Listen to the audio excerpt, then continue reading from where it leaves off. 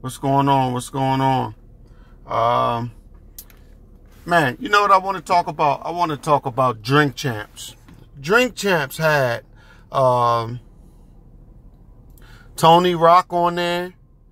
They had one of my favorite people in the whole world, Charlie Mack. Charlie Mack is just like an awesome dude. I wish Nore and them would have did research on what Star said about Charlie Mack so he could have clarified things. Or Everyday Struggle, Star said something on Everyday Struggle about Charlie Mack. Even though Star don't know what the hell he talking about, that's why I believe that they brought the new guy in there, Wado or whatever, because Star don't really have no interest in what's going on in the Everyday Struggle. He collecting a big check, and eventually he going to get his weight up and he going to move to his own platform, which I can't wait, because I hate to see him sitting there by academics. I didn't know he can stand next to Star, honestly. But a lot of times, academics say a lot of stuff. Like, he be talking, and it sound good, but at the end of the day, I don't know what the hell he said. But academic make it look good. I'm not going to lie. Shout out to him. But I wish them guys would have asked Charlie Mack, because Star said Charlie Mack be packing the heat, packing guns, and he ain't nobody to mess with. I don't know unless they know something. I don't know. Charlie Mack is not like that. I mean, he has one of the most beautifulest, I had to say that clear. He had one of the most beautifulest, even though I don't know if that's cool for a man to say that about another man. He is a nice man. I ran into him at an event that I snuck to try to get signed to Run DMC. Almost did it. I was close. I was so close, I talked to him on the phone like every other day. But I wasn't leaving my group. You know what I mean? And I stayed loyal to my group. Facts! Anyway, I had to squeeze my life in there, didn't I? I'm like Johnny Gill. Mama. Anyway, we're going to skip that. Met Charlie Mack, and everybody was going up to him. I'm talking about P. Diddy was there. Meldrick Taylor was there. Man. Not Cool C. Let me clear my throat. Whoever his name, Lord, I don't know who he was. But everybody was going up to Charlie Mack. And I'm saying to myself, who the hell is this guy? And I'm sitting there looking like a star. You know what I mean? I'm looking like I belong. Always getting in VIP somehow, sneaking. And I was like, yo. I said, yo, come here. Yo, that man walked all the way to me and said, what's up? Right? And I said, who you? And he was like, I'm Charlie Mack, first out. I said, wow. You know, because I got it then. But I held him in high regards, and I always will, because he came over to me, a nobody. And a lot of celebrities won't do that because they got their head so far up their butt. So they'd be like, nigga, please. You know, I had a lot. Allen Iverson was a butthole. You know, I met a lot of people. And Charlie Mack and P.D. Crack is the only people that I met that wasn't no buttholes. So I wish they would have asked that question. And I want to talk about what they going to do to Chris Rock's brother. Tony Rock was on there. Tony Rock went to use the bathroom, and he had girls on there, and they was like basically road hoes. I mean, let's call it what it is, because the way Nore was describing them, it was like they was Tony Rock girls is those sex partners, and they was wild. So Tony Rock goes to the bathroom. The girl get on the mic. They ask the girl, how did you meet Tony Rock? The girl said, I was at the show, and I was with my boyfriend. My boyfriend said something crazy to Tony Rock, and she said something about, you know, some guys like to be penetrated in the behind.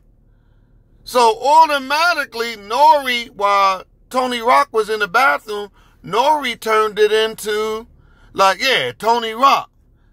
And I was like, man, that was dirty. You understand? Like, he didn't even though Tony Rock saw it by now. But the whole thing is, for you to be sneaky and do that, I love Nore. Always will. I don't give a damn what come out. He was slimy. But I just like Nore, man. I just do. Never liked him as a rapper, but I like him as a personality. And I'm telling you, they going to get Tony Rock. It might not be tomorrow. It might not be next month. But trust me, it's going to be a story out, and they're going to bring that. That's how the devil work. And I don't know, man. I just wish Nore would have said that to him while he was on the podcast. You know what I mean? So you can clear up any garbage. But a lot of these shows, like the Breakfast Club, Drink Champs, and whatever social media platform, these guys are like piranhas. You know, they like catfish. They always want the bull crap. And you mark my words, Tony Rock gonna get dragged through the mud through that one little clip. You know, and I just don't think it's fair. I don't think Nore should have did that. If you guys don't watch Drink Champs, it's the best thing on Revolt. It's the best thing on YouTube. I love it. But it's going to come a time.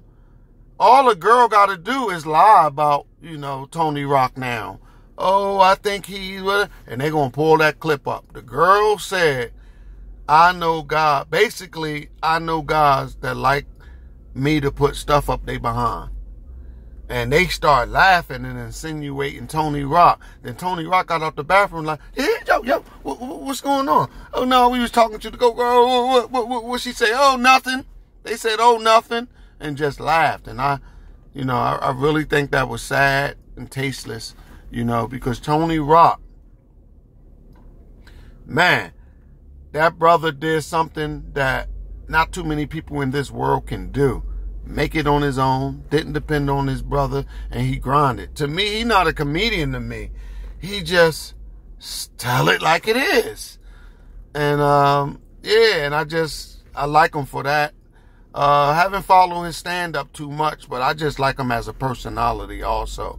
But, yeah, we living in a sad world, whereas though these guys get on this radio station and they try to go viral.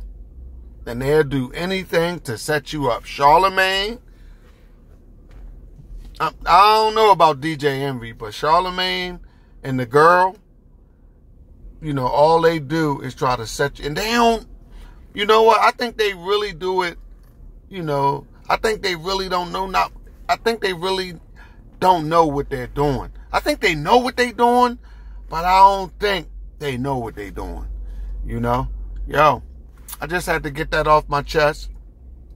So much crazy stuff coming out nowadays.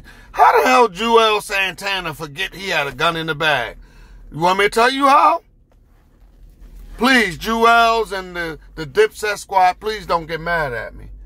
But them 30 Percocets is a mug. Them 30 Percocets will make you forget that you got a gun in the bag.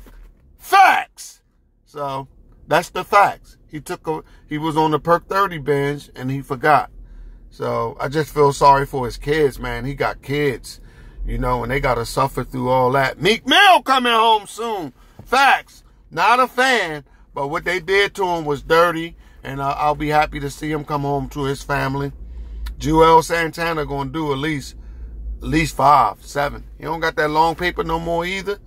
And they talking about why he ran. Nigga, did you see his wife? I would have ran back home too. Kimbella, not that I was looking, baby girl. Shout out to my wife. I wasn't really looking like that, but I got eyes. And she looked nice. I would have ran the hell home too. You know what I mean? Did what I had to do with the wifey and the kids and then turned myself in. So I would have ran too. Shout out, shout out, shout out. Bobby Holiday Experience. Funniest man in the world. Facts. You'll see.